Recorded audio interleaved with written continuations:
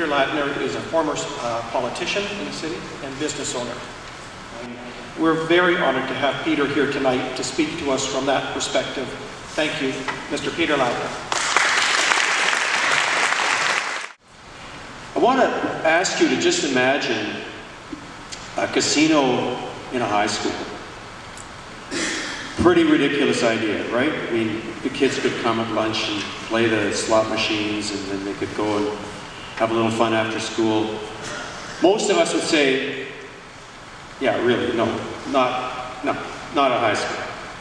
And then I want to suggest to you that in your mind, there must be, as there is in my mind, some point where you say, there are certain places we don't want to go with gambling. High schools is an extreme and obvious example. But what are some of the other ones? And what would it take for us to actually figure out where it was we didn't want gambling and draw the line and say, okay, we're good up to this point, but after that, we're into a territory we don't want to go into. We've never had that discussion in BC. We've never had that discussion in Vancouver. 2002, let's go back before that. Before that, there weren't even, after the raids in Chinatown, there weren't even casinos in the city. But we had the ones in the hotel basements. And then we got the lotto tickets. And then we got a whole lot of lotto tickets. And we got lotto tickets and gambling in every corner store. And then we got bigger casinos attached to convention centers in Langley and Burnaby and different places. And then both provincial parties in Victoria changed their tune on expanded gambling and said, we're no longer opposed to it. In fact, let's have more of it. And then the municipalities stopped a traditional practice that was in place when I first got into politics, which was that when you got gambling revenue, that gambling revenue went into a special fund that was not part of your operating fund because you did not want to become dependent on that. So it would be somewhere where it would be a one-off spending project. We stopped that. Now we mainline the gambling revenue right into our operating veins, and it's all part of the lifeblood of the cities.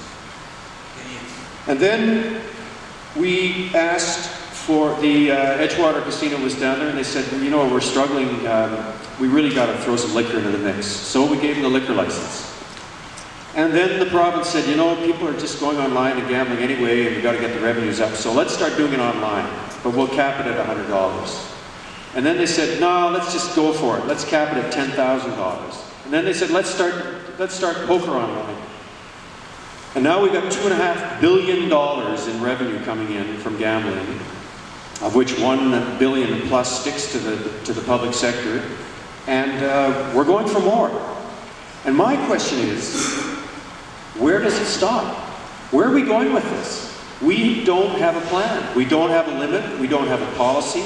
And it is all driven by the industry, which does have a plan. Bigger, more, more, more.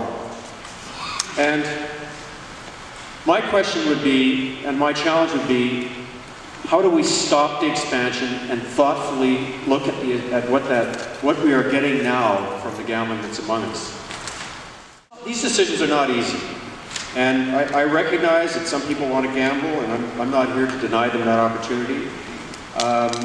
I get the argument that if some city is going to profit from gambling, why don't we get it? Because if we don't get it, they'll go to Richmond, and look at all the money Richmond got, look at all the money Burnaby's going to get. Mayor Corrigan used to laugh at us when we didn't have slot machines. We'll take your money.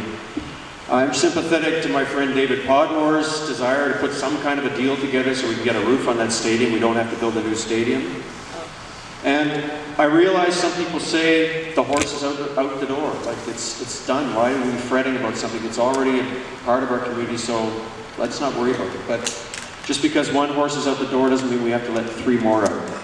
This is not, my concerns are not about the new roof or the rezoning or keeping gambling dollars in Vancouver. And you should understand that if you haven't read the 55-page report that Council is deliberating to determine this, there are 3 decisions that they have to make. One is permission to move the Edgewater Casino to BC Place Stadium. Another one is to rezone the whole neighborhood and stop up streets and change this and move that, and environmental runoff, all kinds of right-of-ways, densities, hotel permissions, heights.